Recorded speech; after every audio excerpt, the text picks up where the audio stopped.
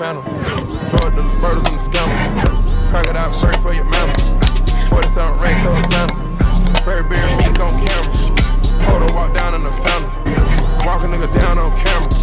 Ski man cover my face up. Skull while the chain Santana. Show a real nigga what you made of. Hit him in the top right now. Thinking on walk right now.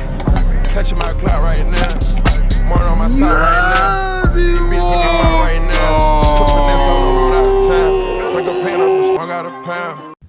Hi, my name is Floyd Mamigo, former drummer of The Revenge of the Pork and Beans, Sign of the Civil Letter, Seize the Silence, and Wasabi.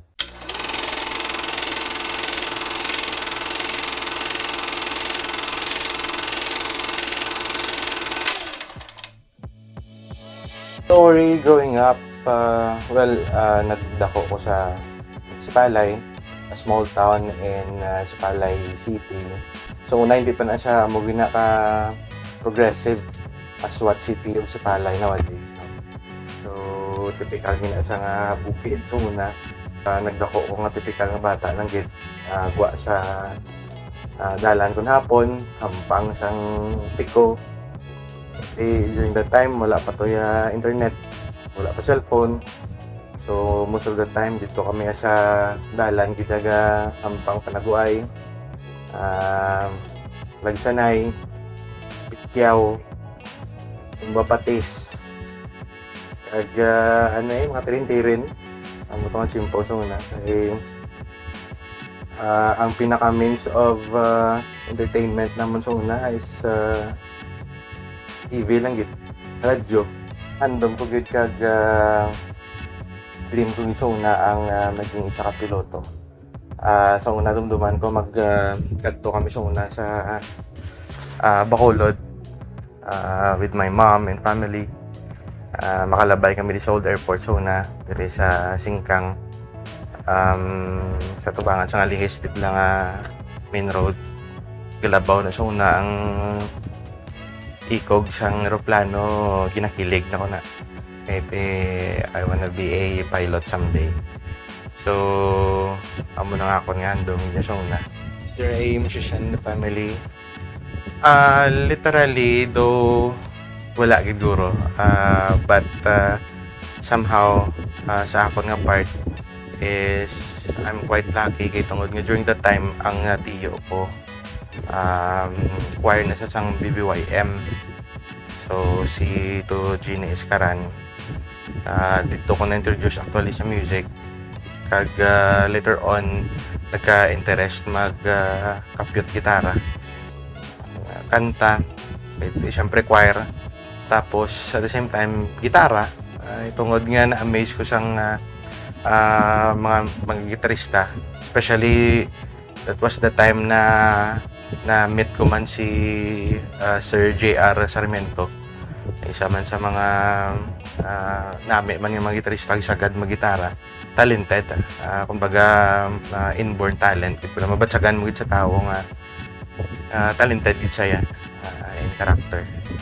In nature sa amon yung lugar, hindi man gid amo ginaya ka music oriented ang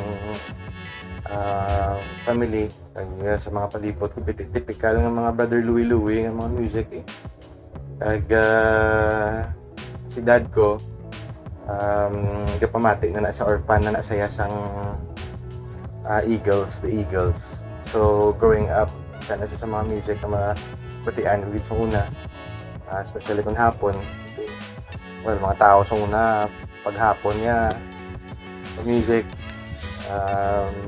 binisi na sa merkado, mga kabataan hampang sa kalye, kaya mo na mga music na mabatian kasi muna sa balay.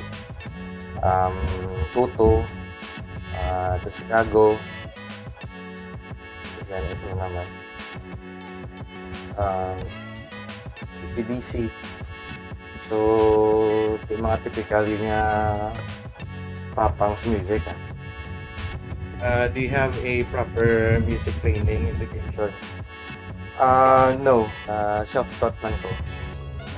Na-develop na siya actually ang pag-drums gidya is sang high school na.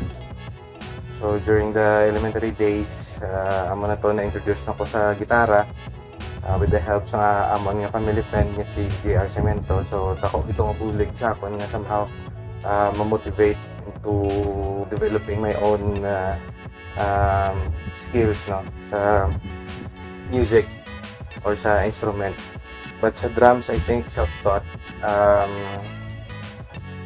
Sang nagbanda ko before sa una ko gid nga banda sa City High sa una ako ko sa mga taga City High, sila ni Digwaso, sila ni Jose Mari Ramos, ni gitarista na mo sa una man.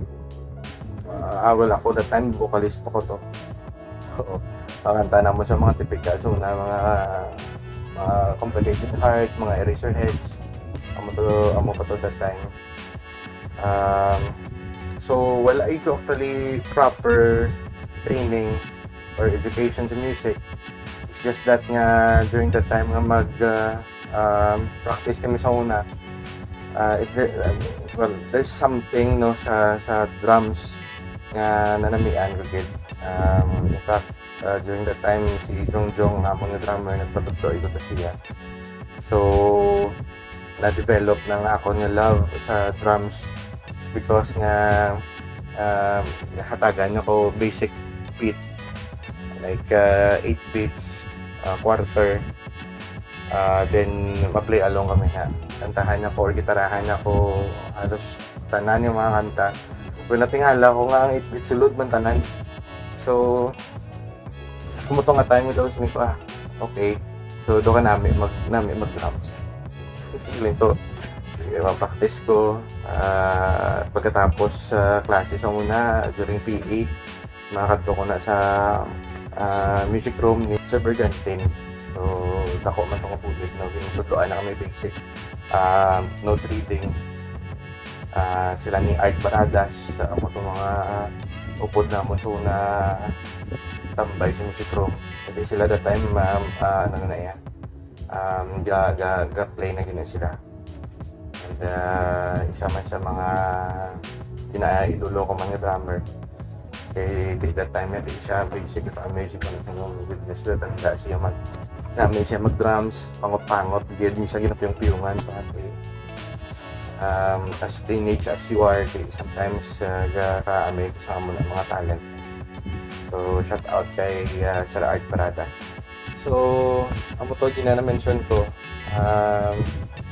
gin-introduce ko na ang drums actually gin-introduce ang amigo ko si Jose Mari Ramos. And he was that time isa sa mga tanda man nga mga drummer during those time.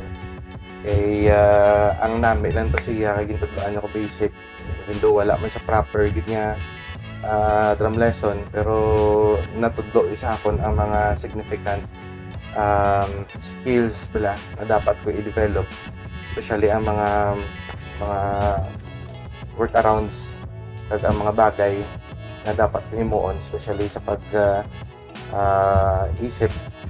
So that was really helpful during the teenage as I go along with as I go along with my music career. So it was really helpful, and luckily naman siya I treat him as a best friend, at the same time mentor and teacher. So hindi na sa proper gig, hindi na sila nga kada hapon makadto kami to tapos tugaan ako.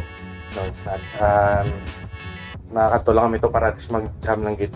Kag isa kanta so na matapos ang isa kanta ginakilig ka na. Sold ka na kumbaga. How long did I play drums for you join a band? I think siguro sang third year na ko no, third year, fourth year. High school sa LCC. Kaya amo tong ma-consider being somehow nag-engage ko sa banda with some of the good friends I have back in high school days, no. So hindi na kinagaday was intramurals. nga hambal lang ako ng classmate or ang ako ng schoolmate nga si John Vincent Sabrona is one of the humble man and talented pag-abot sa bass, no? So gin-invite niya ko nga kabalo ko mag-drums. In fact, sa third year ako na nag-drum sa amon nga cheering competition. So ako naging official nga drummer sa batch namon. So in a way nga drums ko, in-invite na ko bali mag put up na may isang banda. So amo gitong pinaka-formal ko na nga ma-consider ko nga first band ko get kay may exposure na kami sa sa school, and ma-consider ko nga pagod nga practice dito may practice na namon for during the time kapag live pa kay due tayo lang may mga instruments sa una or mga studio dito sa Bacolod.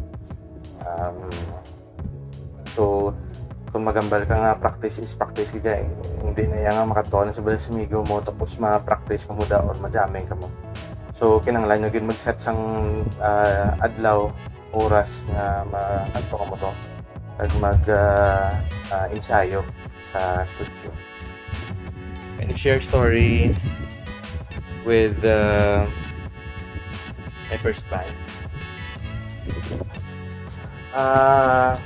Short story siguro ang about sa sa The Revenge of the Broken Dreams. Kay actually medyo controversial nga ngalan.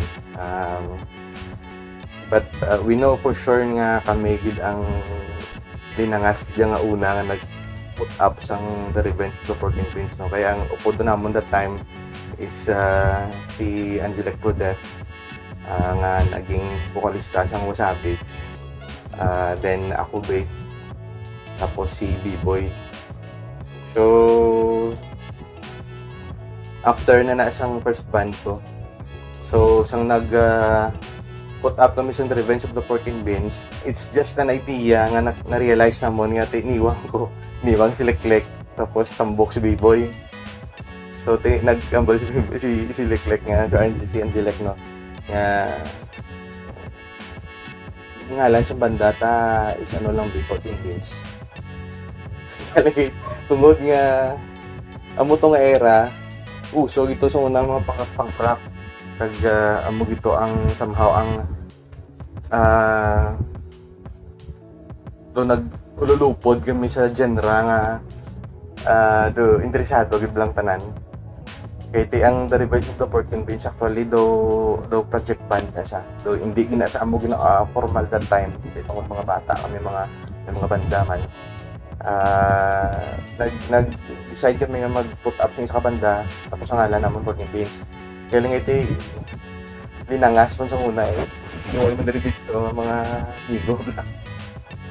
So nag-decide kami nga paano bimuunta ng The Revenge of the 14 Beans. Kita mo si B-Boy tambok siyang portrait kaming Beans. So amo na, no? Basta nga it was really memorable nga chapter sa akon nga career, sa akon nga pag-explore sa music. Kay from my high school band, nag-explore ko into somewhat challenging.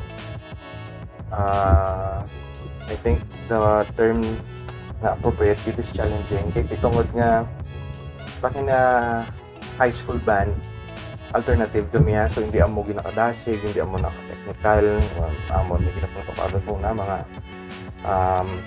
popular pang mga banda. So namig ito. But pag silo ko na sa Revenge of the 14 Beans, medyo nag-challenging. Kaya ang mga ginapang request na sa mga upod ko, puro na mga Green Day, The Offsprings, especially Blink-182. So during that time, medyo kilalain ko kayo tungkol nga Blink-182, Travis Barker. Kaya lang ano lang ito siguro, um, whatever challenge nga uh, put into table way ginaindian. Ginatry ko na nga pagpamatian during that time. Hindi pa to usong CD sa una. Wala pa CD sa amon that time, o wala pa sang may CD sa amon, so ginapamatian ko sa una cassette lang gid.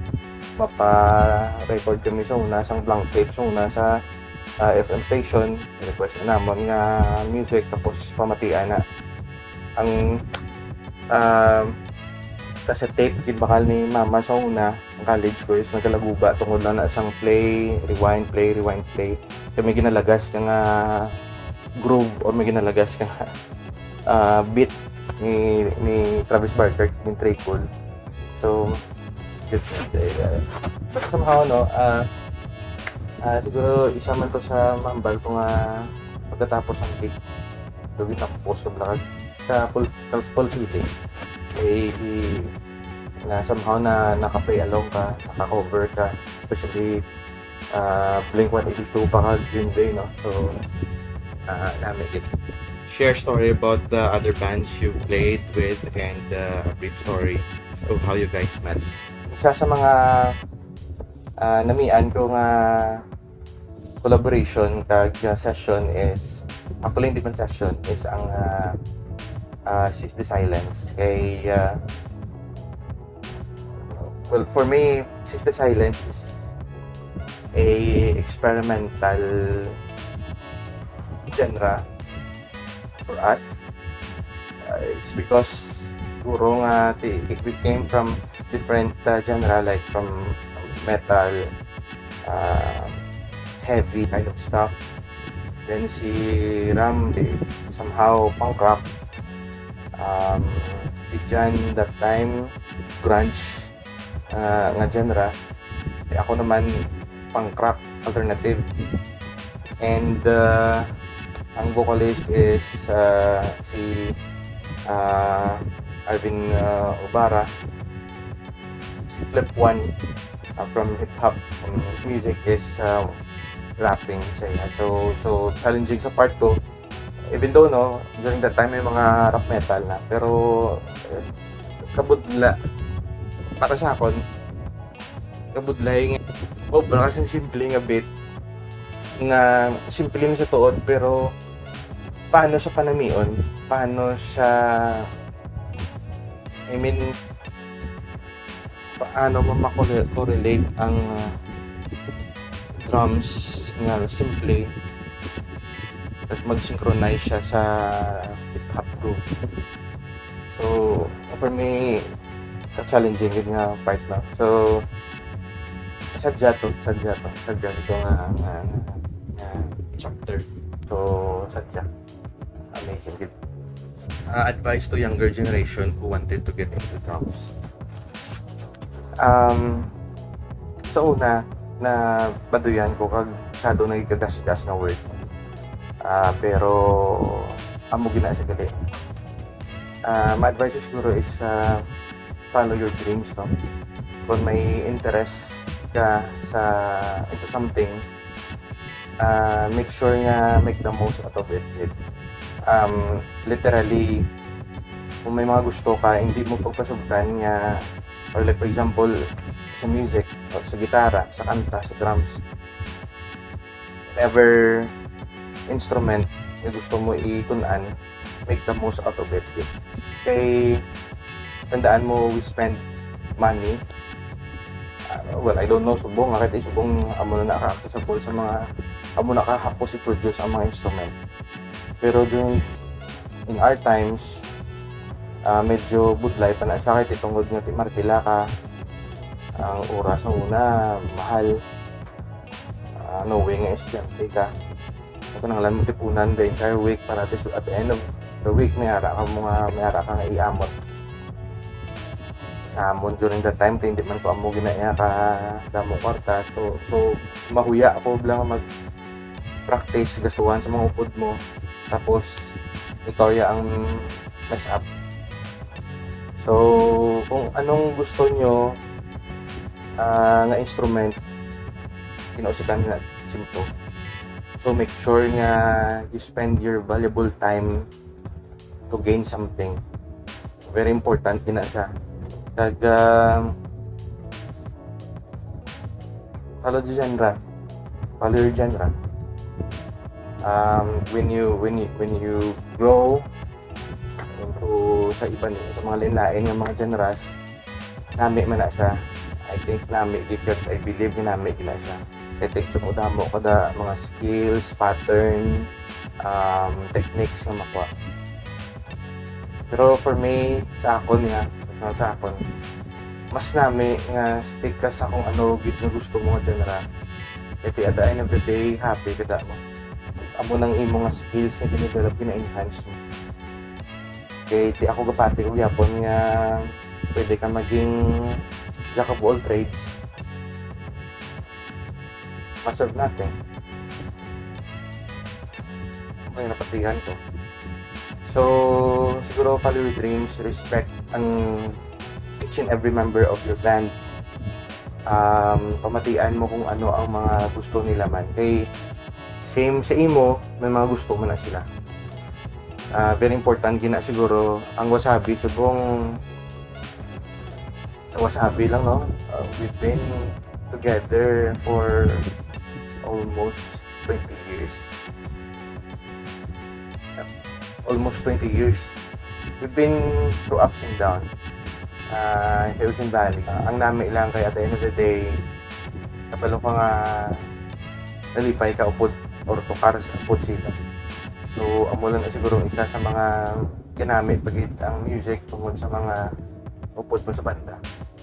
So, respect ang mga upod mo sa banda, respetuhon iban man nga banda. Well, at the end of the day, we play for the love of music. Ang competition graphic. Damo-damo na ko na meet in our times, in our days na gagi ko ba na ito. So, follow your dreams, try to respect others. Well, shout out gili sa mga friends ko, no? Sa friends ko sa Wasabi, sa Social Letter, Sis the Silence, Revenge of the Porking Beans, plug-ins sa buong Duway pagit kami tukar sa Wasabi kay tungod nga TBC na sa live. Delete clothing. So nami isang ilang bio kag actually may isa ko to ka shirt na sponsor na was the best. Thank you good Sir Ramalantaga sa imong support. God, keep it up. Behind the crowd, the best.